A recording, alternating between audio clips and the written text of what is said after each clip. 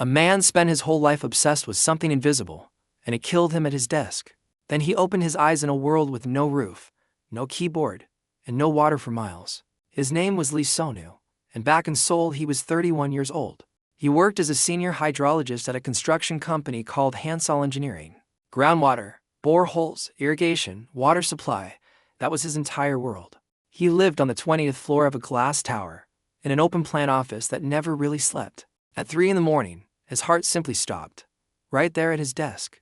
A cleaning lady found him 2 hours later, a cold cup of coffee still sitting by the keyboard. On his screen was an unfinished water system for the arid regions of the Middle East. Soft jazz was still playing through his headphones when they found him.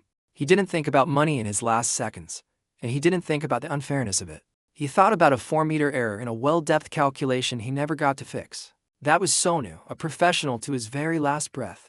Then came darkness, then a deeper darkness, then heat, unbearable heat.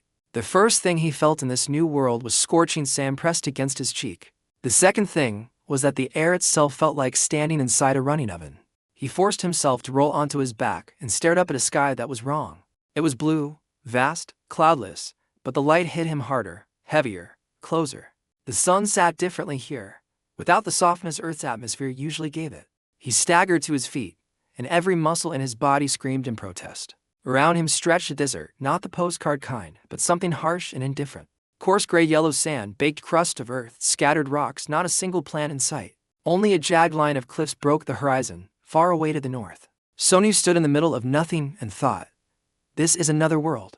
Not a question, not panic, just a fact, the way an engineer states a fact. He was dead, and yet he was standing, breathing, with no water and no tools.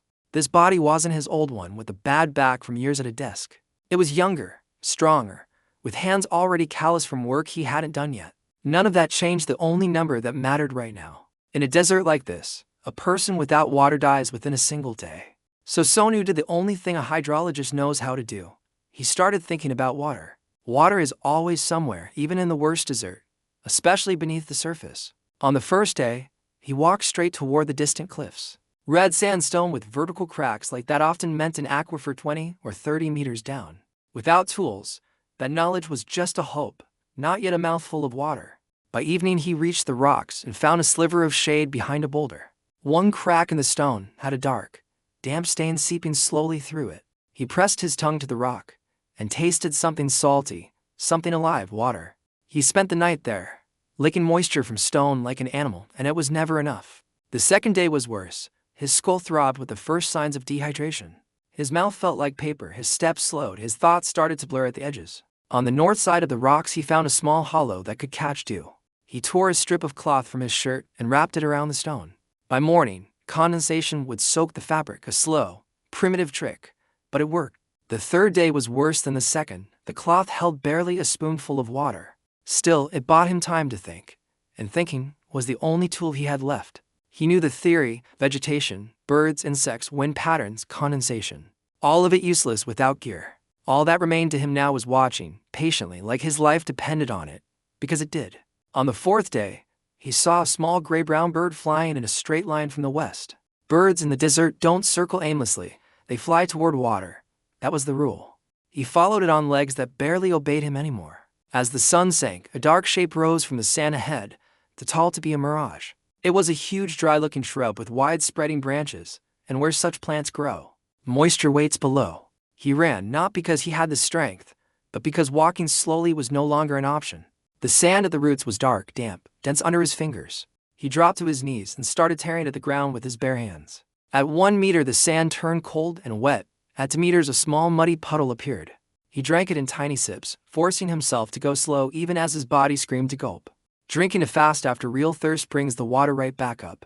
And he knew that better than most. He sat by that hole in the middle of nowhere and told himself he was still lucky. On the 5th day, they found him, though by then he barely knew where he was going. His legs finally gave out, and he managed to lie down instead of collapsing outright. He stared at the sky and thought calmly, almost professionally, if no one comes, this is where it ends. Then a shadow fell across him, blocking the sun. Voices, several of them, speaking a language full of clicks and short guttural sounds. Hands slid under his shoulders and lifted him into a deeper, cooler shadow. Someone pressed a leather water skin to his lips, giving it to him slowly, carefully. Like an expert, Sonu drank, closed his eyes, and let the darkness take him one more time. He woke to a ceiling of coarse, stretched fabric, and a straw mattress beneath his back. Beside him sat a jug of water and a piece of flatbread. His hands were cracked, his lips split, but for the first time in 5 days, he was going to live. The tent smelled of smoke, leather, and something faintly grassy. A woman stepped through the entrance, short, sun-darkened, her hair pulled back into tight braids. She wore layered sand-colored linen, built for function, not for beauty, shielding her from the sun. She spoke to him, and he understood absolutely nothing. He tried Korean, English, Japanese, even a little Arabic, and none of it landed. She simply poured water into a small cup and set it in front of him without a word. He drank it, and nodded, and she nodded back, and that was their entire first conversation. The settlement had a name, and after weeks of listening, he learned to say it, Sona. Not a village, not a city, just 40 people fighting the desert one day at a time. Tents stood in a semicircle around a single communal fire, ringed by a low wall of packed sand. That wall wasn't for enemies, it was too low for that. It was for keeping sand out of camp. Sonu understood immediately. These were people locked in a daily war against the land itself. He started learning the language the same day, out of necessity, not talent. 2 weeks in, he could follow the basics. A month in, he could hold a real conversation. The woman who had found him was named Arin, the closest thing Sona had to a leader. No one had appointed her. People simply listened, because she was almost always right. When Sonu asked why she let him stay, she gave him one sentence. You were looking for water. You found it with no tools. That's a skill. Sonu began studying the camp the way an engineer studies a broken machine. One well 8 meters deep, a hand pump, and barely 100 liters a day for 40 people. That was 2.5 liters per person, when survival itself needed at least 3. Food came from wild plants, the occasional lizard, and a small, struggling garden behind the wall. There was no written language here, no metal, almost no medicine for anything serious. 3 problems stood above all the rest: water, food, and fuel, in exactly that order. And Sonu, staring at a well that was barely keeping 40 people alive, already knew where to start. 3 weeks after waking up in this world, Sonu walked over and sat down across from Arin. She was counting supplies the only way her people knew how, with knots tied into a length of rope. There's not enough water, he said, and she looked up without surprise. I know, she answered, we can make more. How? He asked, and that single question was the moment he'd been waiting for. Not it can't be done. Not we don't know how, just how, an open door. He pointed toward a patch of ground 30 meters southwest of the existing well. You didn't dig there, he said, but that's exactly where the water is flowing. Arin knelt down, scooped up a handful of sand, and studied it in silence for a long moment. All right, she finally said. Let's dig. Digging by hand is nothing like digging with machines. It has its own slow, stubborn rhythm. Sonu worked shoulder to shoulder with everyone else instead of simply giving orders from the side. He understood something important. His place here wasn't as the clever outsider. It was as one more pair of hands. That mattered more than any calculation, because trust in this camp was earned with blisters, not words. It took half a day just to clear the first meter of loose, crumbling sand. The walls kept collapsing inward every time someone leaned hard against the shaft. They had almost no wood left, so they tore struts from part of the old wall to hold the shaft together. Every plank they pulled free felt like spending money they didn't have. But there was no other choice. At 5 meters, the sand turned wet, dark, heavy under their fingers, and the whole crew went quiet. At 6 meters, water finally rose to meet them, seeping in slow and clear at the bottom of the pit. This aquifer was different from the first, less brackish, and it gave 20% more water. That evening, the camp felt different. Children who were usually silent from thirst suddenly found their voices again. Somewhere near the fire, someone actually laughed, and Sonu realized he hadn't heard that sound since he'd arrived. Arin set a full cup of water down beside Sonu and said only 2 words, good work. For a woman who rationed even her sentences, that was practically a speech. 2 months passed, and Sonu's grasp of the language grew until he could finally hear the people. Not just their words. Arin carried the whole camp on her shoulders and never once mentioned how heavy it was. She woke before everyone else and slept after everyone else, tracking every liter of water in her head. Dav, a young hunter with a strange gift for reading stars and wind, watched the desert like it was talking to him. He could find direction from the smell of the air alone, a skill no tool could ever replace. An old herbalist named Sok distrusted Sonu from the very first day, quietly, warily, the way experts distrust rivals. It wasn't cruelty, Sonu realized. It was territory. A healer protecting the one thing she'd built her whole life around. A 12-year-old orphan named Ray started trailing behind Sonu without asking permission, and never really stopped. A quiet, powerful man named her did most of the heavy labor and never once complained about any of it. He was respected for his strength, but rarely listened to.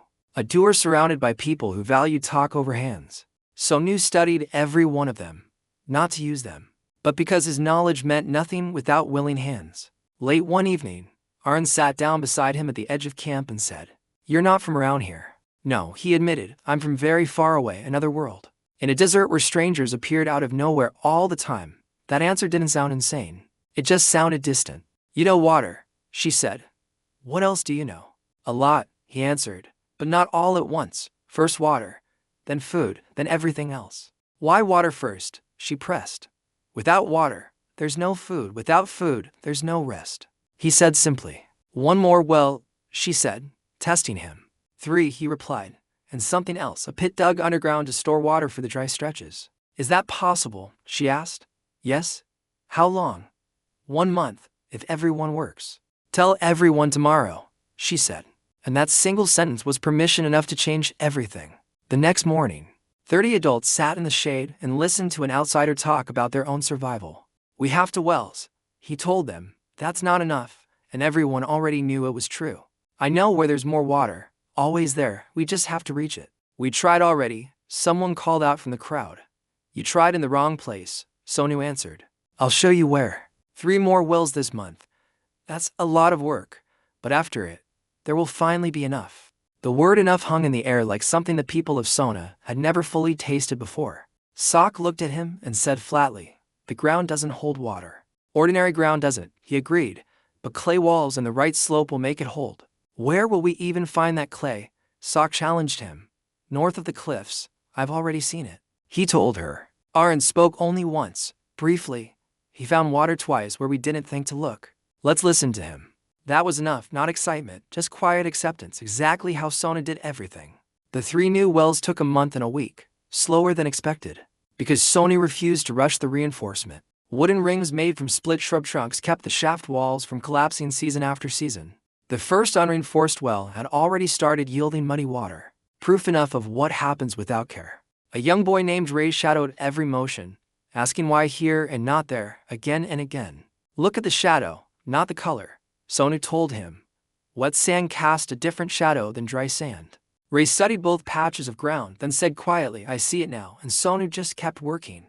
When the 3rd well finally struck water, daily output jumped from 100 liters to nearly 400. 400 liters for 40 people meant 10 liters each, the actual, real threshold for a normal life, not just survival. Arn sat by the new trough Sonu had carved from split trunks and clay, just watching water flow. "How long can we draw water like this each day?" she asked. 2 hours, then the aquifer needs to rest. "And every day after that," she pressed. "Every day. As long as we never take more than the norm," he told her. 10 liters per person, every single day, she repeated slowly, doing the math in her head. "That's a lot," she said. "It's normal," he corrected her gently. "Not a lot, just normal." "I never thought about normal," she admitted, "only about enough." Now we finally get to think about normal. The clay they needed sat north of the cliffs, reddish, dense, holding its shape perfectly in the hand.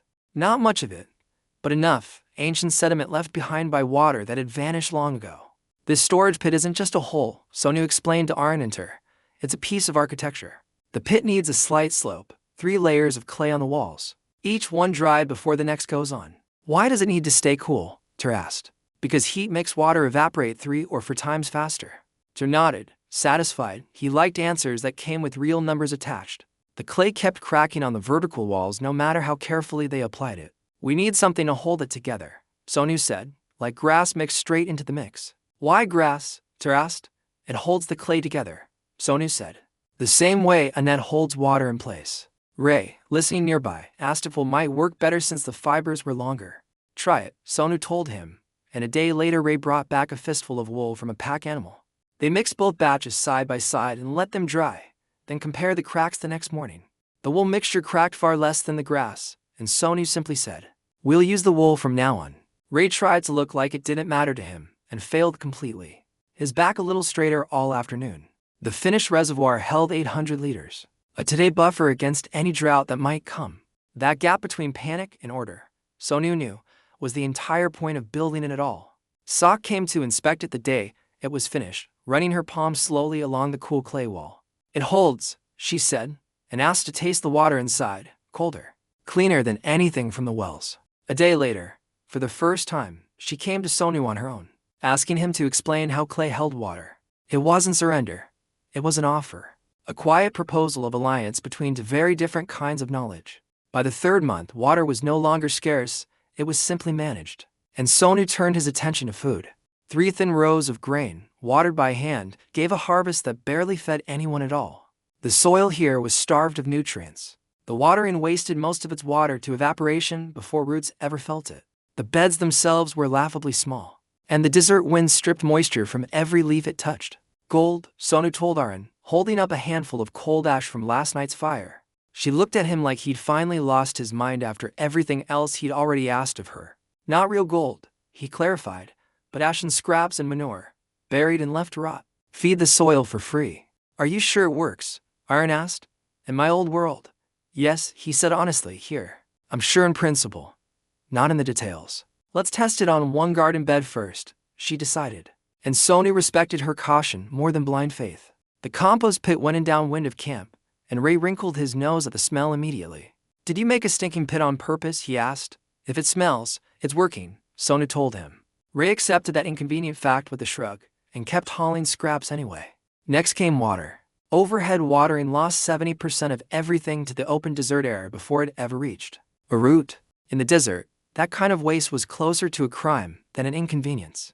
The fix was old and simple, a buried clay jug with a tiny hole, feeding water straight to the roots underground. He asked the camp's potter, an old woman named Lei, to build vessels with a hole small enough to leak slowly. 30 years making pots, she told him, and no one has ever once asked me for a hole.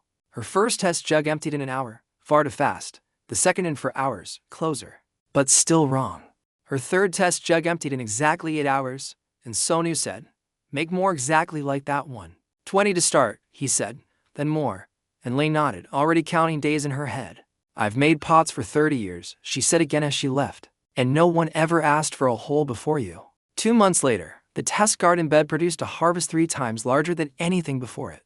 The plants stood taller, the leaves darker, the grain heads visibly denser, even to an untrained eye.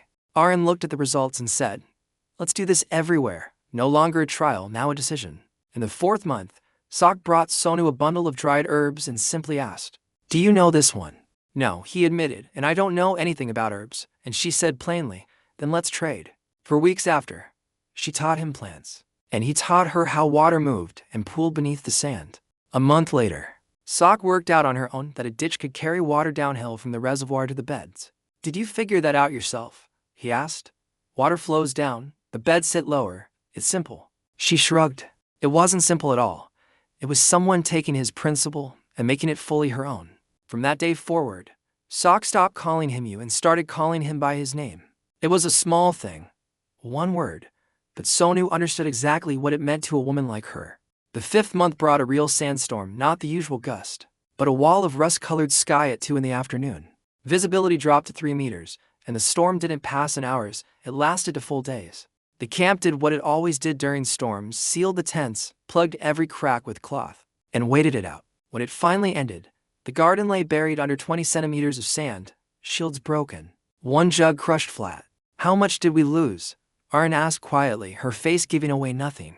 Not everything, Sonu said. The plants are alive. We can dig them out. Will this happen again? She asked. Every year, he admitted. Then what? She pressed. We need a real wall, he said. Not planks, but living shrubs planted dense enough to break the wind itself. Made of what? She asked. Something alive, growing, planted in a dense strip along the whole perimeter. That will take years to grow in, he warned her. Then we'll start planting after we clean up. She decided.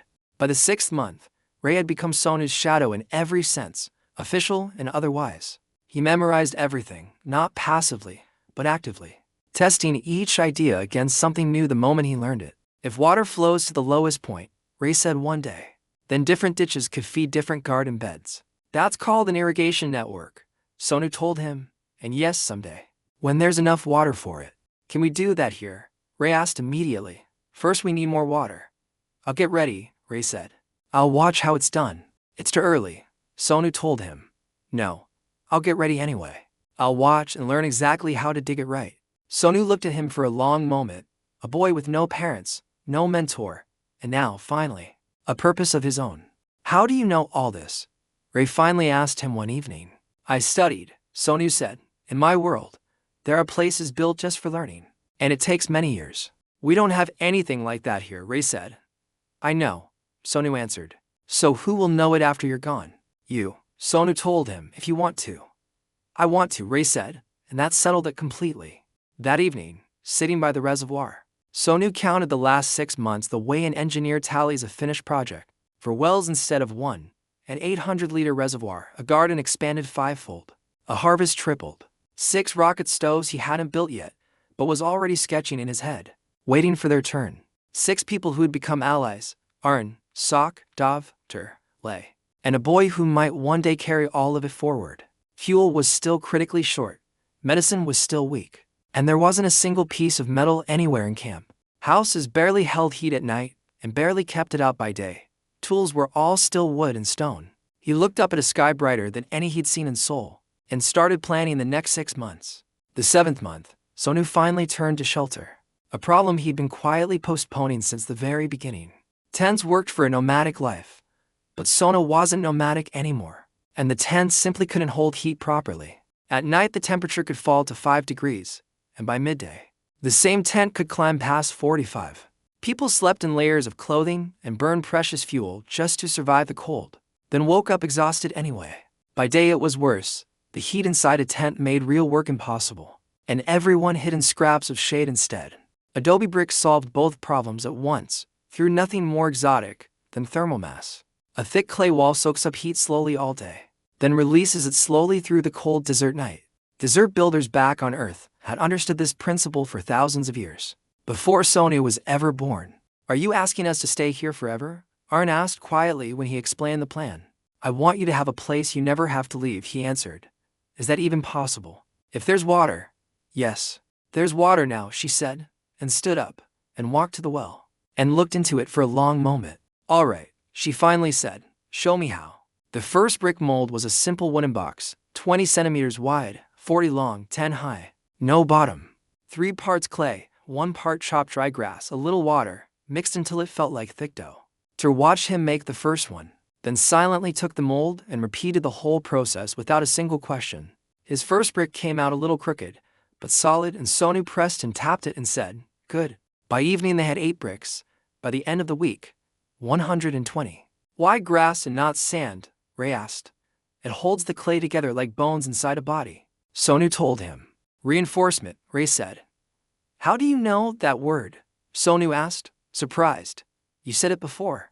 About the storage pit. That's exactly right, Sonu said. That's what it is. Reinforcement holding the whole brick together from the inside. Then can we do it better? Ray asked. He brought long stems instead of chopped grass, layered instead of scattered. His brick came out with 0 cracks 2 days later, and Sonu simply said, we'll do it your way from now on. Ray tried and failed to hide how proud he was, which Sonu privately found more satisfying than the brick itself. The first full house took 3 weeks, and it was built for Sok, not by accident, but by design.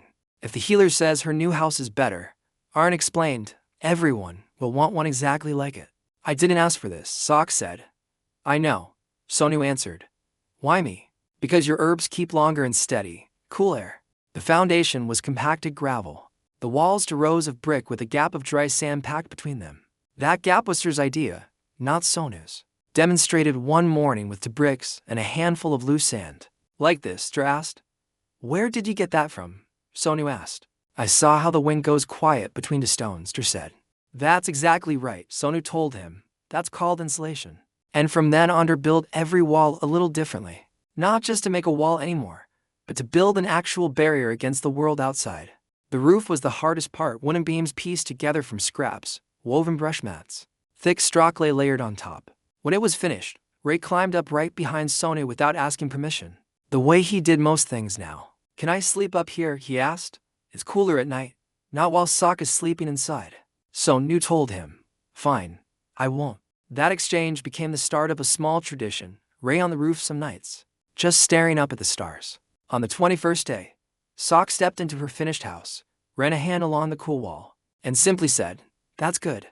For a woman who rationed every word she owned, that sentence was practically a celebration. "How many can we build?" Arn asked. "As many as we need," Sonu said. "How long?" "One every 2 or 3 weeks. Then faster." "We'll build the settlement," he told her, and for the first time, Arn looked out at the horizon differently. "I always thought when things got bad, we'd simply leave," she admitted. "Things won't get bad that fast anymore." "Are you sure?" "In principle, yes. Not in the details," he added honestly. And she nodded and walked off to start the second house. 3 houses stood finished by the 8th month, but the fuel crisis had never actually gone away. There were barely any trees in this desert, and every scrap of brush burned fast and gave off little heat. Women went out for hours every single day just to keep the fires alive. Time that could go to almost anything else. Biogas needed a sealed container they didn't have. A solar mirror needed reflective material they didn't have either. A solar dryer could help a little, but it wasn't a real answer. Just a way to lean less hard on the fire. What they could build now, quickly, was a closed brick stove. One where the draft could actually be controlled. A vertical brick pipe, a horizontal fuel channel. Hot air rising and pulling in fresh air from below. The fire concentrates in the hottest point of the pipe. Instead of scattering its heat in every direction, its efficiency could run 3 or 4 times higher than an open fire burning the exact same wood. He built the first one in Sok's house, since she'd be the first person anyone trusted to test it. Sok watched in silence while he worked, offering nothing, betraying nothing.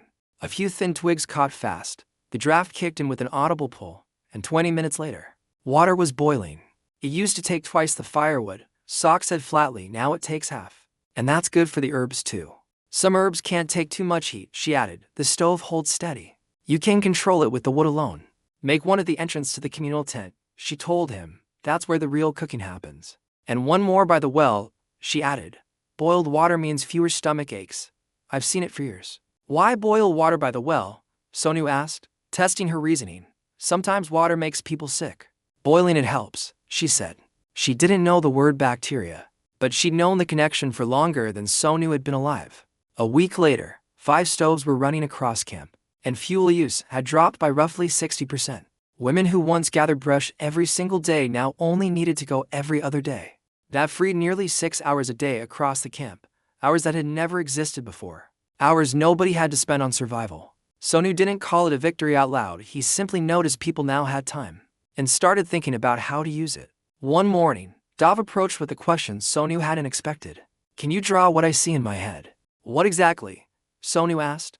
"The whole desert," Dov said. "Rocks, water, tracks, everything." "Why?" Sonu asked. "I know it all in my head," Dov said. "But I'm alone. If I die, all of it dies with me." It took 3 days. Dov describing every detail with a precision Sonu could never have noticed on his own. Not just rocks to the north, but rocks on the eastern slope, with a crack that only weeps after a cold night. Sonu drew it on flat stone with a stick of charcoal, waves for water, triangles for rock, dots for plants. Ray copied the whole map onto a smaller, sturdier stone, just in case the first one ever broke. One stone might crack, Ray explained when Sonu asked why he bothered. And the logic was hard to argue with. "This part is wrong," Dov said, studying it closely. "This place sits farther out than you've drawn it." Sonu corrected the line, and Dov studied it again, nodding slowly at each small fix. "I've never seen the desert from above before," Dov admitted finally, "only from inside it. This is completely different. A map is a view like a bird sees it," he said. "Now I understand what I only used to feel." Studying that same map days later, Sonu noticed something. The marked animal trails all followed one straight line. Animals avoid loose sand, they walk on firmer ground. And firm ground in a desert often means an old dry riverbed. If water once ran along this exact line, he told Aaron, the water table underneath it should sit closer to the surface. "Does that mean more water?" she asked. "It means the possibility of a second settlement somewhere down that line someday." "You're thinking too far ahead," she said. "It's a habit," he admitted. She traced the line on the stone with her finger and said, "We'll check it. We'll dig along your line." The 9th month brought the first real rain since Sonu had arrived in this world, quiet and misty, lasting 3 hours. It wasn't enough to green the desert, but the next morning, thin pale sprouts poked up along the young windbreak line. "They've grown," Ray said, crouching beside them. "How long until they're real bushes? A year?" Maybe a year and a half. Then they'll block the wind, Ray said. Yeah. Everything starts small, Sonu told him. You too, Ray said, and Sonu just nodded, me too. After the rain, Sonu built something he'd been planning for a long time. Gutters along the flat rooftops. It was an old idea, older than any city he'd ever worked in. A sloped surface, a channel, a container, a slight slope, a clay channel, and every roof could funnel rainwater straight down into the reservoir below. 6 houses, roughly 120 liters from a single storm. On top of everything the wells already gave. Ter built the first gutters out of clay instead of split brush, because clay held up longer against the weather. The next rain, 3 weeks later, filled the reservoir by 97 liters. No digging, no wells. Just the sky. No wells, Aaron said, watching the water rise. No wells, Sonu agreed, from the sky. Yes. I used to think rain was only luck, she said. Now it's just a matter of being ready, he told her. By the 10th month, conversations around the fire had quietly started to change, and Sonu noticed it before anyone said a word. People weren't only asking if there'd be enough food tomorrow anymore. They were asking when the next house would be ready. They talked about how to build a window that let in light, but not heat. About which seeds to plant next spring. They've talked about new places on the map worth checking. Ray sat quietly among it all, lost in his own thoughts. One evening, Ray said, I want to learn how to write. A map is a drawing. But words are something else entirely. You can write down everything you know, he said, so it doesn't just live inside your head. You have no writing system here, Sonu said. You know any? I know a few. Then make one for us, Ray said simply. All right, Sonu agreed, but it won't be quick. I'll be patient, Ray answered, and he meant it. It took 2 weeks, 28 unique sounds identified, a symbol built for each. Some borrowed loosely from Hangul back home. The Sona language had click sounds and long vowels that changed meaning entirely. Nothing like any alphabet he already knew. He worked through it methodically, sound by sound, symbol by symbol. Simple enough for a child to draw in sand. Every day brought new symbols and new words, Ray tracing each one first on stone, then again in the sand with his finger. On the 5th day, Ray wrote his first real word, his hand a little uneven. But the letters were correct. Sona. Read it, Sonu said. Sona, Ray answered, staring at the mark he'd made. This is our camp. Yes. Now it's written down.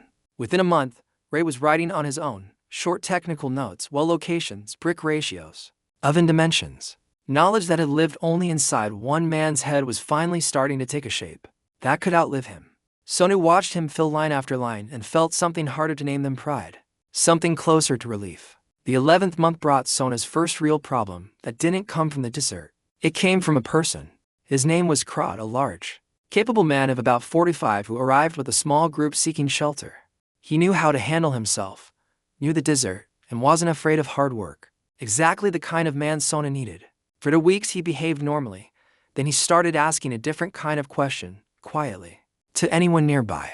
Why does an outsider get to decide how this camp runs? He'd say, he came here with nothing, and now he gives orders. It wasn't an open accusation. It was slipped into ordinary conversation, small, uncomfortable, impossible to grab hold of directly. Ray heard it first and brought it straight to Sonu. What should we do? The boy asked. Nothing. For now. Let him talk. If I answer now, it'll look like fear, Sonu explained. But if the work keeps getting done, words carry no real weight. And if people decide he's right instead, Ray asked. They won't. Not if they can see the work getting done, Sonu said. Are you sure? Ray pressed. No, Sonu admitted honestly, but it's the best option I have. Krod finally confronted him directly at a half-built house, standing close enough that his presence filled the space. Who gave you the right to build here? He demanded. Arn isn't a chief, and Sona doesn't have a chief. Sonu set down his brick and stood up straight, a man who knows how to do something useful. He answered evenly. But everything you've built with other people's hands, Krod said. Yes. Sonu agreed without flinching. So those hands matter more than your words, Krod pressed. Hands matter, words matter too. Different things at different times, Sonu said. Try digging a well without knowing where to dig, Sonu told him. Let's see which matters more. Hands or knowledge. Ter, working the wall nearby, turned his head slowly and simply watched, saying nothing at all. Krod noticed the eyes on him and said, You're keeping everyone in line, no. They choose for themselves, Sonu answered. Krod walked away without an answer, but Arn heard about it before the sun went down. He's going to be a problem, she said. Give him real responsibility, Sonu told her, not busy work. Something serious. He's a strong man with nowhere to belong. Sonu explained. Give him a place, and he becomes an ally, not a threat. And if he refuses, Arun asked, then he leaves on his own. Men like that don't stay anywhere, they have no influence, Sonu said. Security, Arun decided. Perimeter patrol, deciding who enters and who doesn't. Exactly the skills Krod already had. The next morning Krod came to Sonu on his own terms. They say you offered me a job, he said. Security, Sonu confirmed. Organizing it, not just standing guard, Krod said. I'll build it my way, he warned. You won't interfere with the wells, Sonu answered, and you won't interfere with security. To each his own. It's a deal, Krod said at last, not warm, but fair, and from that day, he stopped being a problem at all. A full year after waking up in the sand, Sonu stood by the very first house they'd ever built, already weathered by sun. 7 completed houses now, 3 under construction. 12 families with real walls instead of canvas. 5 wells, an 800-liter reservoir, a garden expanded 5-fold. Fuel use cut by more than half. An alphabet, a map, a boy who could write. Sonu felt something that was pride. But it faded fast into a list of what was still missing. No metal anywhere in camp. Barely any medicine. Almost no contact yet with the wider desert beyond their own horizon. Arun found him standing there, which she rarely did, since usually he was the one who sought her out. It's been a year, she said. You remember how you got here? Not exactly, he admitted. I remember the smell. What smell? Hot sand, and the leather of the water skin you gave me, he said. Do you want to leave, she asked. No. Why would I, he answered. There's no end to this, she said. There's always something else that can be done better. That's not a reason to stay. It's a reason to keep working, he said. To me, it's the same thing, he told her, and she studied him for a long moment. You're a strange man, she finally said. The second year opened with 23 strangers arriving at once. A tribe from the west led by an elder named Va. He inspected everything methodically. The wells, the gutters, the garden, the ovens. Looking at what worked, not what looked impressive. Then he turned to Sonu and asked, Did you do this? We did, Sonu answered. But you knew how, Va said. Yes. Can you teach me? Vast? Water, houses, the garden, everything. That will take time, Sonu warned. How long? A year. Maybe more. We have young people, patient ones, Va said. We'll send them. How many? 5. Then we'll see. Sonu answered. 5 students arrived 2 weeks later, split between wells with Ray, construction with Ter, and irrigation with Arun. Explain it in your own words. Sonu told Ray when the boy struggled to teach one of the students who kept mixing up steps. When you explain something to someone else, Sonu said, you understand it deeper yourself. Is that why you explained everything to me? Ray asked, inking it over. Not only for that reason, Sonu said, but that's part of it. 3 months later, the students knew enough to build on their own, and Va came to collect them himself. He tested each of them with short, sharp questions, checking whether they truly learned, or only memorized words. They answered correctly, every one of them, and Va turned finally to Sonu. How do we pay you? Va asked. Nothing, Sonu said. That's not right, Va argued. Once you've built your own, help the next people who need it. That's the payment, Sonu told him. You think differently, Va said. Yes, is that good or bad? Depends on the result, Sonu answered. And Va simply nodded and left. In the 16th month, Dav returned from a long scouting trip and set a heavy dark stone on the table. This isn't an ordinary rock, he said, and Sonu turned it over in his hands, dense dark red, faintly metallic. Where did you find it? Sonu asked. 3 hours northeast, at the base of a different, darker cliff face, Dav said. Is there a lot of it? Sonu asked. I only found 1 piece, Dav admitted. But there might be more inside the rock. Iron ore, most likely hematite, and metal changed everything, even unsmelted. It made better tools than any wood or stone. We need to go there, Sonu said. I'll show you, Dav answered, and they picked her and Krod to travel with them. Krod heard the news his own way. Iron means weapons, he said immediately, tools first. Sonu told him. Tools and weapons, but tools first, he repeated, and Krod accepted it, reluctantly. But he accepted it. They reached the outcrop at dawn, Dav leading by memory alone. No map needed for ground he already carried in his head. The ore lay in layers, poorer near the surface, richer deeper down, more than enough to start with. On the walk back, Sonu explained the basics of a blast furnace, bellows, a clay pipe, coal. Enough heat to melt iron itself. Krod caught up with him on the trail. You know anything about weapons? He asked. The principles. Sonu said. Not the craft. There are more than just people seeking water out in this desert. Krod said quietly. I know. Sonu answered. Good, Krod said. It took a full month to build the smelting furnace, mainly because ordinary clay cracked above 700 degrees. A refractory mix was needed: clay, fine white quartz sand, and crushed fired clay from an older, spent furnace. They coated the inside, let it dry 3 days, then fired it slowly so the walls wouldn't split apart. It'll hold, Ter said, running his hand across the smooth interior, and for once, he sounded certain. The furnace stood roughly a meter tall, a narrow cylinder with vents for air and slag, and a mouth at the top for ore. Ter made to leather bellows with wooden handles, one press forcing air straight into the base of the furnace. Charcoal for smelting needed to burn far hotter than ordinary brush, so Sonu showed them how to smolder wood under packed earth. The whole camp gathered the day of the first real smelting, sensing something important without being told a single word. Evenly, Sonu said, not fast, not slow, a steady rhythm. And Ter and Krod began working the bellows together. The fire climbed from red to orange to a blinding yellow-white, the color alone telling the temperature better than any gauge. 20 minutes, 30, 40, both men breathing hard but steady, refusing to break rhythm even as their arms burned. At the 50-minute mark, black slag rose first, lighter, floating, then a thick stream of dark red liquid, real, molten iron. Sonu poured it into a clay mold and waited as it slowly cooled into a small, rough, porous bar. This is less than what we started with, Ter said, weighing it in his palm. Most of it turned to slag, Sonu admitted, about 80%. So we'll need a lot of ore, Ter said. Yes, I'll bring more, Dov said simply, already thinking about the next trip. They forged the first knife together while the metal was still hot, striking it against flat stone again and again. The iron didn't behave the way Sonu remembered from books, stiffer, less forgiving. Every strike a small negotiation. An hour later, a plain knife with an uneven blade, but sharp, real. The first iron in Sona's history. An iron knife, Ray said quietly, holding it like something sacred. The first one Sona had ever owned. If we make tools instead, Ray asked, shovels, pickaxes, could we dig wells faster? Much faster. Sonu said. Then tools before knives, Ray decided, and Sonu simply nodded, already thinking the same thing. Sonu admitted openly that he knew the theory of metal, but not the craft, and he had no shame in saying so. He built the furnace, he explained the principles, he carried out the first smelting, and then he stepped aside.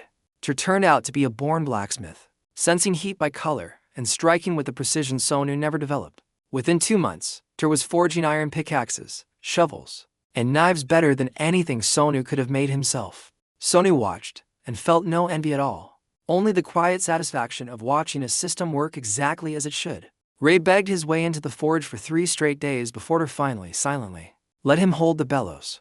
A week later, Ray worked the bellows without a single misstep, and Ter's silence itself became its own kind of praise. In the 18th month, Dov came back from scouting earlier than usual, and that alone was a bad sign. He never came back early without a reason, and Sonu felt the shift in the air before Dov even spoke. There are people to the west, he said, more than 100 of them, and they're not moving like a tribe. More like a detachment, he added. Armed? Sonu asked. Yes, Dov answered. A red stripe on every shoulder. Krod's face went grim the instant he heard the description. Sure's people, Krod said flatly, they collect tribute from camps, and those who refuse get taken by force. Water, food, people, all of it, he added. And everyone standing there understood exactly what was coming towards Sona. Aaron looked at Sonu. You said this would happen someday, she said. Yes, he answered. What do we do now? They didn't have the numbers to fight 100 armed men, and running meant abandoning everything they'd spent 2 years building. To leave now would be a slow death anyway, all of it. The wells, the houses, the garden, left to the sand. Negotiations, Sonu said. If they see how good this place has become, will they simply leave us alone? He asked Krod. Depends on their mood, Krod admitted. That's not an answer, Sonu said. There isn't a better one. Krod told him honestly. Sometimes they take tribute and go. Sometimes they decide to stay and take everything, Krod said. There's no telling which. I'll go to them, Aaron said immediately. No, Sonu answered, if you go, they'll know exactly how valuable you are. Then who, she asked. Me, Sonu said. I'm an outsider. I'm worth nothing to them, but I can talk. Are you sure? Aaron asked quietly. No, Sonu admitted, but I don't see another option. The next morning, Sonu walked out alone toward a war camp 2 hours away, with only Dov trailing far behind him, unseen. Just in case something went wrong, someone needed to make it back and warn the others in time. Shir's detachment had made camp 2 hours from Sona, and it was nothing like a nomad's camp at all. Tents were pitched with the wind and a possible attack both in mind. Guards posted evenly along the perimeter. Sonu walked toward the guards with both hands raised in plain sight, asking to speak with whoever commanded them. They searched him, found nothing, and let him through without a word of warning. The commander wasn't what Sonu had expected, not a huge warrior, but a short, thin man in his 50s with quiet eyes. He sat by his small fire, eating, and said one word before Sonu even opened his mouth. Sonu. I heard, the commander said. Then you already know we're not a threat, Sonu answered carefully. A wealthy camp isn't a threat, Sonu continued. It's a resource built by many hands. And if you take it by force, it falls apart within a year. There'll be no one left who knows how to maintain any of it, he said. The commander chewed slowly, listening. Say what you want, the commander said finally. Leave, Sonu said. We'll give your unit water and food for the journey, and nothing more. We'll keep working, he continued. In a year we'll have more water, more food. In 2 years, even more. Come once a season, take a voluntary share of what's left over. That's better than ruining us all in one afternoon. The commander was silent for a long moment. I could take everything right now, he said at last. I know, Sonu answered. But in 3 months you'd have neither water from our wells nor food from our gardens, because no one would know how to run any of it. We'll teach them, the commander said. Not in 3 months, Sonu told him. It took me a year to train the people who can do this. Silence again, longer this time.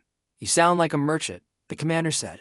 I'm a man trying not to lose what he spent years building, Sonu said honestly. We'll take water and food now and leave, the commander decided. We'll return in 1 season. If what you've told me is true, we'll talk about a lasting agreement, he said. If not, we'll take everything. I understand, Sonu said. It's a deal, the commander said, and held out his hand not to shake, but to slap his palm against Sonu's. Sonu slapped his palm back, the local gesture of a promise made. He walked back to camp 3 hours later, and Arn was already waiting at the gate with Krod beside her. They're leaving, Sonu told them, taking water and food, then they'll be gone. Arn exhaled slowly, the tension leaving her shoulders for the first time all day. Did you work it out? Krod asked. For now, Sonu said. And then, Krod pressed. Then we'll have more of what they need. That's the best defense we have. Or a reason for them to come back with a bigger force, Krod said. Yes, Sonu agreed. That's exactly why the work keeps going. Your people are learning. We have 1 season, Sonu said. Krod nodded slowly. 1 season. Yes. Then let's get to work, Krod said. Shir's detachment took the water and food they were promised, and left exactly as agreed. The camp watched them go in silence, and something in the air had changed, not for better, not for worse, just changed. People understood now that Sona had become valuable enough for someone to want to take it away. That was both a threat and a strange kind of proof that everything they'd built together actually mattered. That evening, Krod gathered 5 men and began building a real patrol system, not an army. An early warning line. Da fit into it naturally. His gift for reading the desert becoming the backbone of the whole system. Sonu and her turned toward weapons, not for attack, but to defend the position they'd already earned. Iron spearheads first, a few short knives, and Krod insisted spears made more sense than swords for a small defense force. You can teach someone to use a spear in today's, Krod said. A sword takes a year most people don't have. Do you know anything about crossbows? Sonu asked him. I've seen one, never made one, Krod admitted. I know the principle. Let's try it. A crossbow gave any untrained hand real accuracy. Something a bow could never offer without years of practice first. That became Ter's next project, alongside the spearheads already lined up outside the forge. In the 21st month, Ray gathered 8 of the camp's children by a large flat rock, and started teaching them the alphabet. Nobody had asked him to, he simply decided it needed to happen, and started drawing symbols in charcoal on the stone.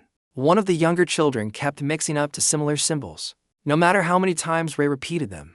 Ray thought for a second. Look, he said, this one looks like a snake. This one looks like a bird. The snake crawls on the ground, the bird flies high in the sky. Remember that, he told the child. The child tried again, and got it right, and Ray didn't praise him. He just moved on to the next symbol. Sonu watched from a distance without interrupting, then walked on and said nothing until that evening. I saw how you were teaching, he told Ray later. Mind? Ray asked. No, on the contrary, Sonu said.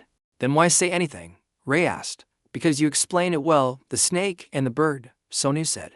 That's called a mnemonic, linking something complex to something simple. And you came up with it yourself. I want to teach them numbers too, Ray said, and the basics of water, where to look, how to think about the ground. Aren't you going to teach them yourself? Ray asked. I'll step in when it gets hard. You're handling it just fine, Sonu told him. You do everything like that, Ray said. Like what? Sonu asked.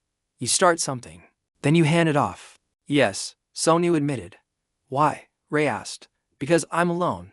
If I keep everything to myself, it dies with me. If I pass it on, it stays, Sonu said quietly. Ray thought about that for a long time. Are you thinking about dying? Ray finally asked. Not mine specifically, Sonu said. The whole system. That's strange, Ray said. Yes, but it's right, Sonu answered, and Ray nodded, businesslike, and went back to teaching. In the 22nd month, real rain finally came, not a few hours of mist, but steady rain across to full days. Sonu woke to a sound he didn't recognize at first, quiet, steady. Nothing like wind or a creaking wall. He stepped outside into air that felt different, soft, damp, alive in a way the desert almost never was. People came out of their houses and stood in the rain without saying a word, letting it soak straight through them. This wasn't unfamiliar. Rain came every few seasons here, but never like this. Never so calm and unhurried. By midday, the storage pit was already full, and by evening, a trench carried the overflows straight to the garden. The windbreak, taller now, held back the flow exactly the way Sonu had hoped it would when they first planted it. Overnight, the plants in the garden straightened, their leaves darkening almost visibly by morning. The water level in the well rose 20 centimeters, the whole aquifer quietly replenishing itself underground. Ray found him standing alone at the edge of the garden in the rain. Are you taking notes? The boy asked. In my head. Let me memorize it too, Ray said. And Sonu explained it step by step while the rain kept falling around them. Windbreaks aren't only for the wind, Sonu told him. The roots slow the water down, so more of it stays in the ground. If we plant more inside the camp, will the water stay longer? Ray asked. Yes. But then, we'll need more water for the plants themselves. Balance, Sonu said. Always balance. That's annoying, Ray said.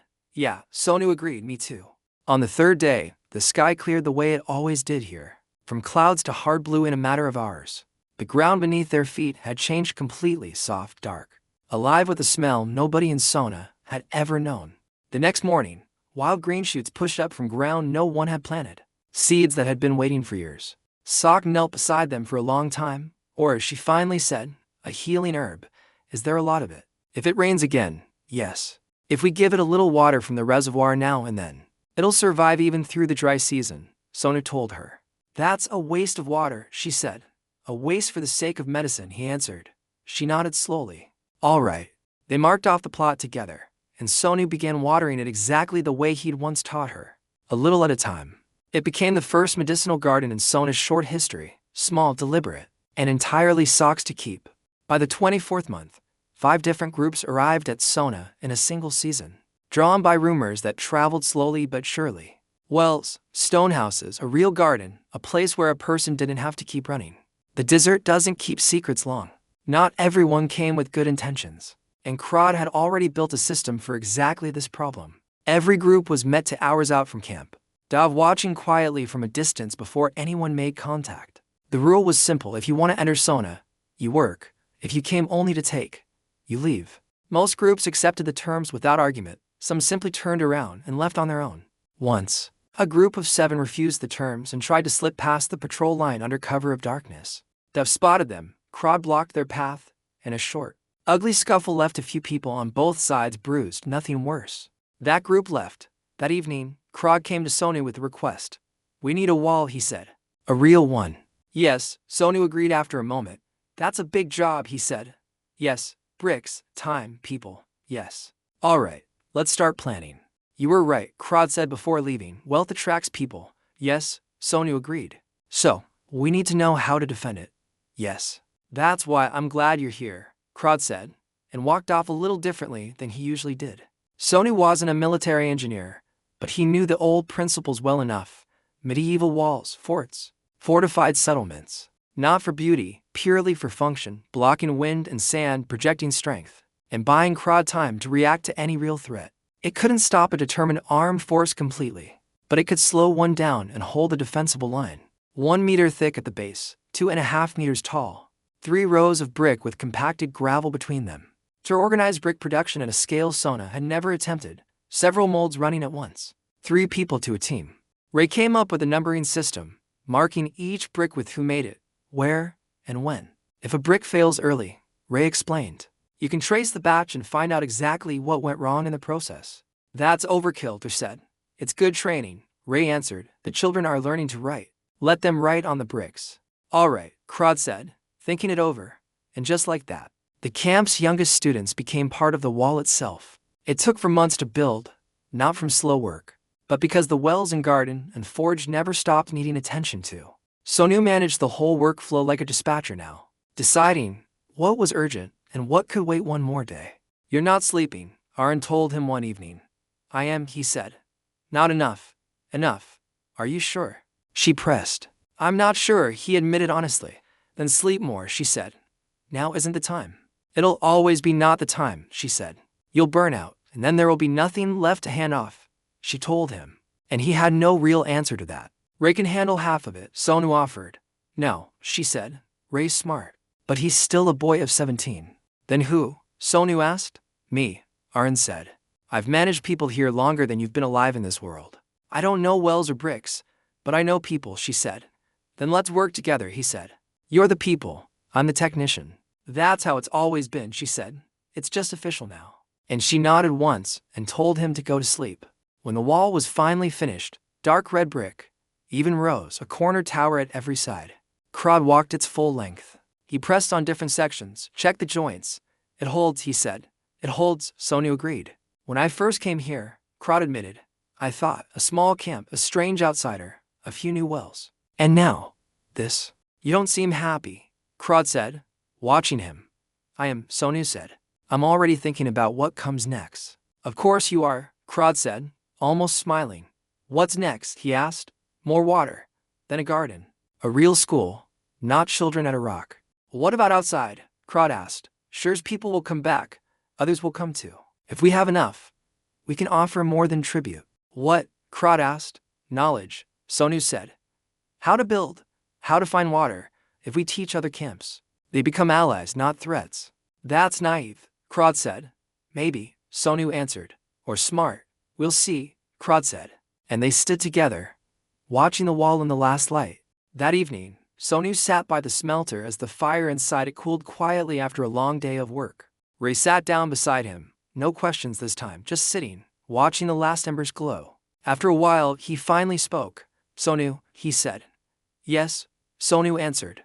When you die, what happens to Sona? Sonu looked at him for a long moment. You've been taught, he said. Others have been taught too. Ray said. Ter knows metal, Dov knows the desert, Crod knows defense, Sok knows healing, Aaron knows people. But no one knows everything, Ray said. No one is supposed to, Sonu told him. Everyone learns their own field, and learns to talk to the others. And if they stop talking, Ray asked, then there's the school, Sonu said. Children who study together learn to think together. That matters more than any single piece of knowledge, he added. Ray thought about that for a long while. You think many years ahead, he finally said. I try, Sonu admitted. Is it hard? Ray asked. Sometimes. Does it help? Yes. Ray nodded. I'll remember everything you've told me, he said. I know, Sonu answered. Not because you asked me to, Ray said. I know, Sonu said again. Because it's the right thing to do, Ray finished. And Sonu just stared at the dying fire and agreed. In the 29th month, Dov was the first to spot them again, as always. But this time his face carried something different. Sure's people, he said. How many? 20. Unarmed. Sonu stopped what he was doing. Unarmed. Knives at their belts, Dov said. That's common, but no spears, no bows. This was a different kind of visit entirely. They met the visitors at the gate. The same commander walked in front, quiet-voiced, unhurried. Exactly as Sonu remembered him. He stopped at the wall and studied it for a long moment. You built this, he said. We built it. Sonu answered. About for months, he added. A little longer, the commander said, running a hand along the brick. Well done, he said simply. He asked to see everything. And Sonu led him through the camp while the commander watched in near silence. He counted the wells himself, lingered by the garden, touched the leaves, stepped into a house to feel the wall from inside. He stopped longest at the smelter. Are you smelting metal? He asked.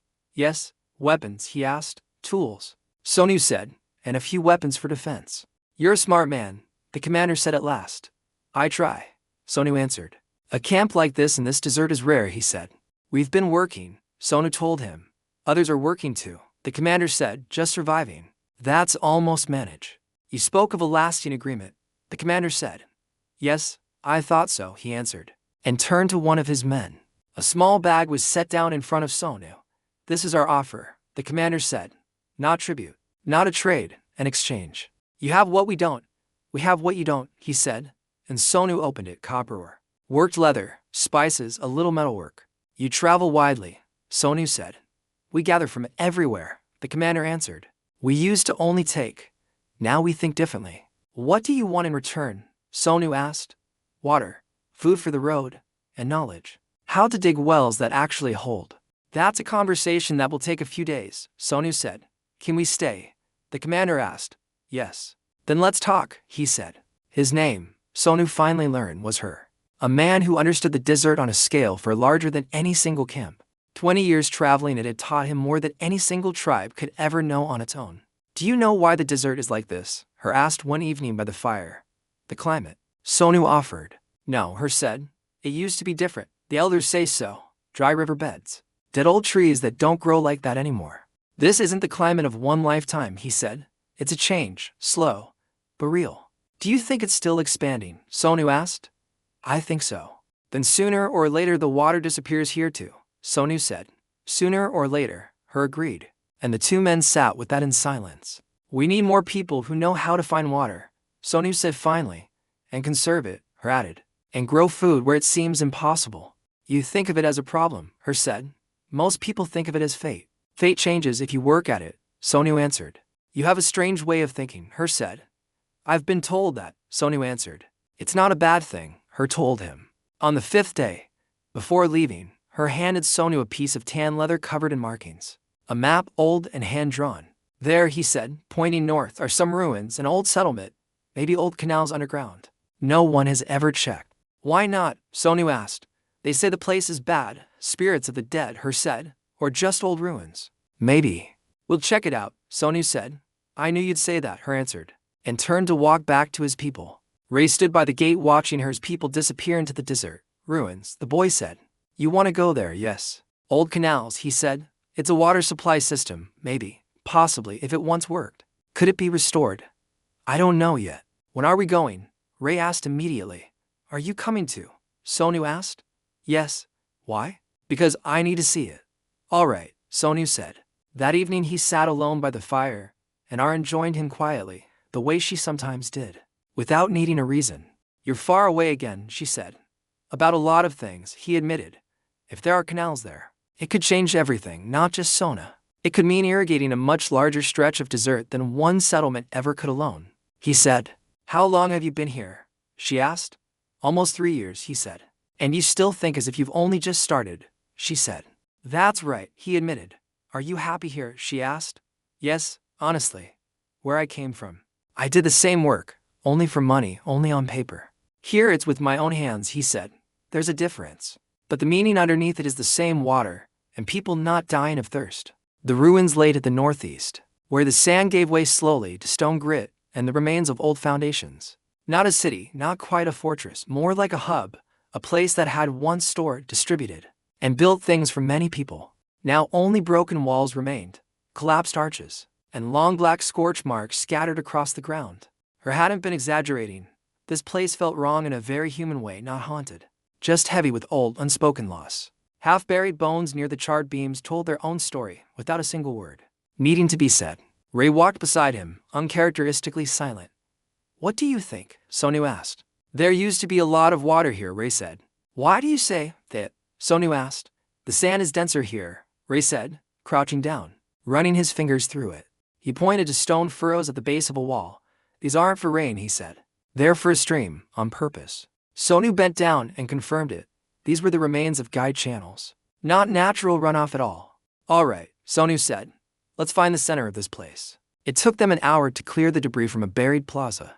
Beneath it, a stone slab marked with circular symbols, and at its edge, the rusted rim of an old metal cover. Real old, thick metal, not just a lid for some forgotten storage shaft. Sonu stared at it for a long moment. This is it, he said quietly. Krog crouched beside him. What? He asked. If I'm right, there's an ancient water network right beneath us. Canals, maybe reservoirs, maybe even a filtration system, and it might still be working. Or it collapses on our heads, Sonu admitted. That's possible too, he said. I like that you say that so calmly, Krog said. Panic doesn't strengthen old stone, Sonu told him. To brought a lever, and together they forced the cover loose with a heavy, grinding groan. A damp, stony smell rose from below, old, closed air that hadn't moved in longer than anyone could guess. A stone staircase led down into the dark, even steps, carefully cut, built to last far longer than any tent ever could. I'll go first, Sonu said. No, Arn and Krog said at the same time. If something happens, we need you up here, Arn told him. Krog went down instead with Dov beside him, both men experienced enough to navigate old, unstable ground. Torches, rope, Sonu called after them. If you're not back in 10 minutes, we pull the rope. The staircase dropped nearly 12 meters, the air growing cooler with every step. A very good sign in a place this hot. The lower chamber was large, circular, ringed with stone columns. An old drainage channel still lined its walls. At the center sat a wide stone reservoir, empty, but fully intact, and narrow channels ran in a circle across the floor. This wasn't just storage, Krog realized, calling it back up. It was an entire distribution system, built with real intention. Strange notches lined the walls, watermarks, maybe, or valve indicators. No one could say for certain, but the pattern was deliberate. There are traces of old roots up near the ceiling, Dov called out. Plants had once grown down from somewhere above. So the water level used to be much higher, Sonu murmured. Or the air down here stayed damp for a very long time. The stone itself was still faintly damp to the touch, not wet, just damp, meaning water still moved somewhere deeper down. It works, Sonu said, almost to himself. What exactly? Krog asked. The underground circuit. It's not dead. It's only shut off. In the far corner, Dev found a narrow shaft leading even lower, blocked by a stone grate, partly collapsed but not fully. And behind it, faint but unmistakable, the sound of running water. The shaft was too narrow for the people to work at once, so Sonu, Krog, and Dov took turns chipping at the old grate. With every strike, the sound of water grew a little louder, a little more real, pulling them forward. Above them, Ray kept watch on the rope, asking Arn again and again, are they still alive? So far. Yes, good, he said each time. Finally the grate gave way, one edge first, then the other, and a blast of cold, damp air rushed up from the shaft. It wasn't just air, it was old underground moisture, undisturbed for what might have been centuries. Sonu leaned into the opening. A narrow stone passage dropped away below, streaked green with old mineral deposits. Careful, he warned the others, don't touch the left wall, it's caved in somewhere. It might come down if we hit it. Dev slipped in first, since the passage was nearly vertical, and called back up a moment later. There's water here. Sonu climbed down after him, and there it was, a small underground stream, slow, clear, cutting through worn stone. Not a torrent, not a river, just a quiet, steady current, cold and perfectly clear, running through a channel worn smooth by time. Sonu dropped to one knee and ran his hand through it, and for a moment it felt like something closer to sacred than practical. Not because it was a miracle, but because everything he'd built above ground had always depended on exactly this. One simple thing. I found it, he said quietly, and this time his voice carried something he rarely let show. They climbed back up 20 minutes later, Sonu last, covered in dust, his hands still wet. Arn read the answer on his face before he even reached the top of the stairs. Did you find it? She asked. He nodded. Within seconds the whole camp knew. People gathered at the ruins, some in disbelief, some silent, some asking the same question over and over. Real water? They asked. Yes, not a well, an underground stream. Is there a lot? Not huge, but steady, and we can use it, Sonu said. So we have a second source now, Arn said. Yes, and we can bring it up to the surface. Yes. That was the part that mattered most, not simply finding water, but turning it into something the whole settlement could actually use. The next 2 weeks went to calculations. Sonu once again the engineer he'd always been, only now with dirt under his nails instead of a keyboard. The stream sat deep enough that they'd need a lift well, a reinforced shaft, and some way to pull the water to the surface. There was no pump anywhere in this world, so they'd have to build one from nothing at all. Just suggested a bellows, but for water instead of air, to chambers pressed down, and the water gets pushed upward. A piston, Sonu said. What? Ter asked. Never mind, he answered. It might actually work. The first version failed completely, the leather tore under pressure. Water leaked through every seam, sand jammed the valves. On the third attempt, Ray spoke up. What if we use clay on the inside and leather on the outside, instead of only leather? Why? Sonu asked. Leather gives flexibility, clay holds its shape. The chamber won't collapse in on itself as easily, Ray explained. It was risky, but it made sense, and they built the test module exactly the way Ray described it. It worked, not perfectly, but it worked, pulling 12 to 15 liters up with every full cycle. Aaron stood beside the new tank as it filled for the first time, drop by drop, then a thin stream, then something close to a flow. She pressed her palm to the edge of the tank. This changes everything, she said quietly. Yes, Sonu agreed. How long to fill it completely, she asked. A day. Maybe a day and a half. And then, she asked. Then it goes to the new fields and the new houses. Aaron closed her eyes for just a second. Okay, she said, very quietly. And that single word carried more weight than any speech. The school Ray had started at a flat rock grew into something closer to real, with a fixed spot near the new wall and regular hours. More than 20 children came now, some born in Sona. Some had arrived with tribes that had since moved on or settled nearby. Ray taught letters and numbers in the mornings and in the afternoons. Older students rotated through wells, bricks, herbs, and the forge. He still wrote in that same careful, uneven hand, though it had grown steadier with every passing month of practice. Dav's map had grown too, no longer a single flat stone, but a set of them, each one covering a different stretch of desert. He traced the ancient riverbed line for miles now, marking to more spots where the ground ran darker, denser, more promising than the sand around it. Someday, he told Sonu, we check those too. Someday. Sonu agreed and left it exactly there. A plan without a deadline yet. Ter had trained 2 apprentices of his own in the forge. Young men who could now smelt a batch of ore without him standing over their shoulders. The tools coming out of Sona now included saws, proper hinges, even a crude set of shears for trimming the windbreak hedges. Crod's patrol network had grown into something closer to a real perimeter. Watchtowers built into each corner of the wall, manned in rotating shifts. New arrivals were sorted faster now. Experienced hands doing in an afternoon what had once taken Crod days to judge alone. Sok had 3 full students of her own. Young women who could identify a dozen healing plants on site and knew exactly how to prepare each one. The medicinal garden had tripled in size since the first rain. Ore growing in neat rows beside the roots Sok had once pointed out. Lay's pottery had become something close to an industry of its own. Jugs, pipes, roof tiles, all shaped by hands that no longer needed instruction. 30 years making pots, and no one asked for a hole, she still liked to say, though by now it had become something like a joke between them. Aaron managed disputes, assignments, and newcomers with the same quiet authority she'd always had, only now with far more people depending on her judgment. She and Sonu met every evening by the reservoir, comparing notes, one tracking people, the other tracking water, food, and stone. It was, in its own way, exactly the partnership Sonu had once described to her without either of them fully realizing it. Yet, children who had grown up in Sona now knew nothing else. No memory of tents. No memory of thirst as a daily, constant fear. That alone, Sonu sometimes thought, was worth more than any well he'd ever dug. A childhood that didn't revolve entirely around survival. He still walked the desert most evenings, studying wind, watching where warmth gathered and where cold settled after dark. Hydrology had never really been only about water, not for him. It had always been about reading the whole shifting system, underneath everything. He thought often about her's warning, that the desert itself was slowly growing, swallowing ground that had once held rivers and trees. If that was true, then everything they were building here wasn't just for Sona. It was practice for a fight much larger than one settlement. He didn't say that out loud very often, not because it frightened him, but because the people around him already had enough to carry. Instead, he kept teaching, kept building, kept handing pieces of himself to Ray, to Dirt, to Sok, to anyone willing to hold on to them. A settlement, he'd come to understand, wasn't really made of bricks or wells at all. Not at its core.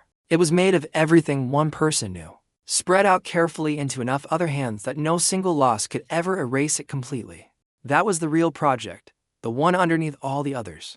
And it had been running quietly since the very first well. The first child born inside Sona's walls arrived that spring, healthy, loud, utterly unbothered by the desert outside. Sok delivered her herself, with 3 of her students watching closely, taking notes the way Ray had once taught them to. Aaron held the baby for a moment before handing her back, and said only, another reason to keep the wells running. Crod's crossbows had gone from a rough idea to a working design. Test it against straw targets lined up along the inside of the wall. You can teach someone to hit a target with this in a week, he told Sonu. Proud in the quiet way he allowed himself now. A sword takes a year, he added again, like he still needed to win that old argument one more time. Spears and crossbows, Sonu agreed. The second well-lined dove had traced along the old riverbed finally got its first test dig. Just a shallow probe, nothing permanent yet. Damp sand at 3 meters, exactly where the pattern had predicted it would be.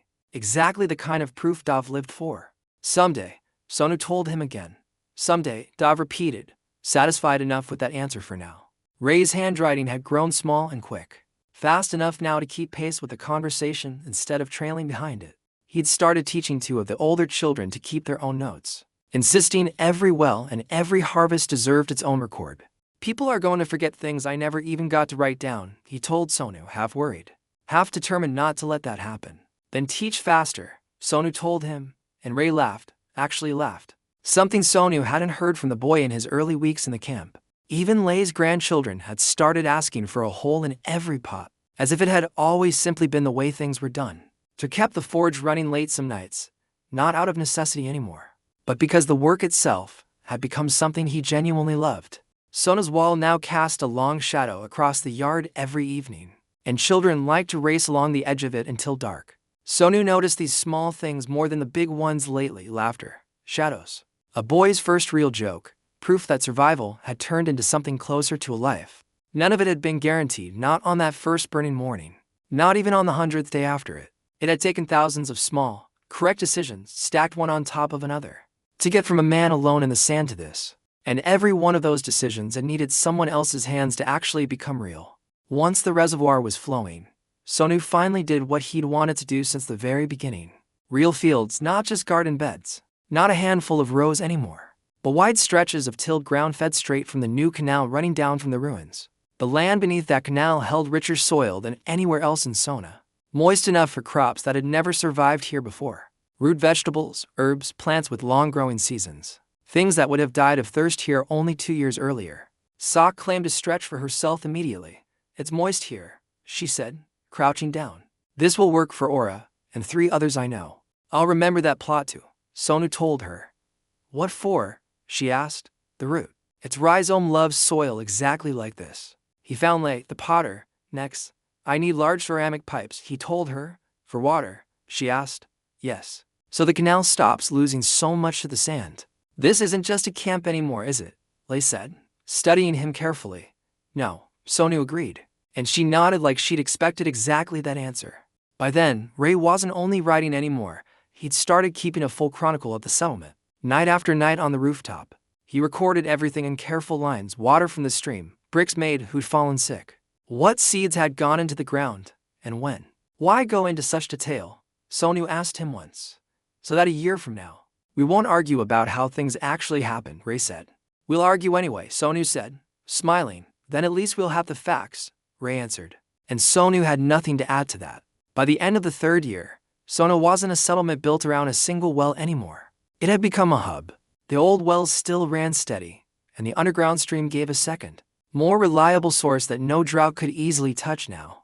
The reservoir had doubled in size, and ceramic channels cut water loss in the irrigation lines nearly in half. Field by field, they'd started rotating crops, guided by Sok, who understood better than anyone which plants fed the soil and which ones drained it. 2 room houses were going up now, a sleeping space and a working space, something that had genuinely started to feel like a lasting life. Aaron stood by the wall one evening and said, almost with surprise in her voice, people don't ask when we're leaving anymore. What do they ask instead? Sonu said. When the next house will be ready, when there will be a school. When there will be a second path to the fields. Sonu looked out over the yard, children running with clay writing tablets in hand. They're setting up yet another new oven near the wall. Krod was training 2 young patrolmen how to hold a line of sight along the perimeter, patient in a way he rarely used to be. Dov was already preparing for another long scouting trip, restless the way he always got once a camp settled into calm.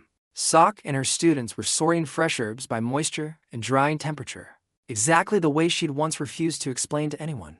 That's good, Sonu said, watching all of it. You still think it isn't enough, Aaron asked, watching him closely.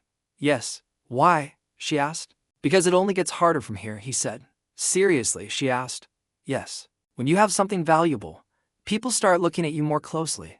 Then we'll have to be stronger, Arun said simply, and Sonu allowed himself, for the first time in a long while, a small, real smile. In the 35th month, news reached Sonu from people no one had expected. A group of wandering merchants passing through on their usual route. There's a large water structure in the south, they said. Not natural, built by someone. And whoever controls it isn't sharing it freely with anyone. Is that bad? Sonu asked. Krod, who had been listening quietly, went still for a moment. Yes. He finally said. If there's a real water source out there, everyone will eventually flock toward it. One way or another, willingly or by force, he said. Do they control it by force? Sonu asked. I don't know, Krod admitted. But building something that large means someone else already figured out exactly what you figured out here. Sonu sat with that thought for a long moment, and what he felt wasn't envy. And it wasn't fear either. It was something closer to curiosity. If there was another engineer out there somewhere, he thought, then he hadn't been the only strange thing this desert had ever produced after all. Are you going to go find them? Arun asked. Not yet, he said. Why not?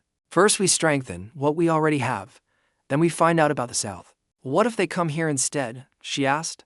Sonu looked out at the gardens, the canal, the wall, the children by the school, the smoke rising steady from the ovens. Then they'll see we're not just a camp anymore, he said.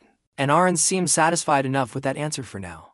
That evening, Sonu walked outside the wall alone and sat down on a rock, looking out at a desert that was still vast, still harsh, still endless. But it no longer felt the same as it had on his first night here, not kind, not exactly safe, but no longer simply cruel either. Behind him stood water pulled up from deep underground, brick walls, a canal, fields, fire. Knowledge passed hand to hand, children who could write their own names. He closed his eyes for a moment and let himself remember that very first night, the heat, the thirst, the fear, the not knowing where he even was. He remembered lying face down in the burning sand, certain he was about to die a second time, in a body that wasn't even his. That memory wasn't an ending anymore. Somewhere along the way it had simply become the place where everything else had started. He opened his eyes. The sand stretched out toward a darkening horizon, and somewhere far beneath it, water was still moving, quietly, patiently, waiting to be found. 3 years earlier, he had been a man who died at a desk, alone, mid-calculation, in a city that barely knew his name. Now he was a man who had turned one dying well into a settlement, and a settlement into something people were willing to build a real future around. He hadn't done any of it by himself, and he knew that better than anyone alive, every brick, every well, every written word had someone else's hands inside it too. That, in the end, was the only kind of work that ever truly lasted. The kind other people kept carrying forward long after you were gone. Water first, then food, then shelter, then knowledge. Then people willing to pass all of it on to the next stranger who showed up thirsty. That had been the whole quiet plan from the very first day, and somehow, against every early odd, it had actually worked. Sonu stood up slowly, brushed the sand from his knees, and looked back toward the warm lights of Sona glowing steady against the dark. Well then, he said quietly to himself, the same two words he'd once said on a very different, much colder night. Now it really begins.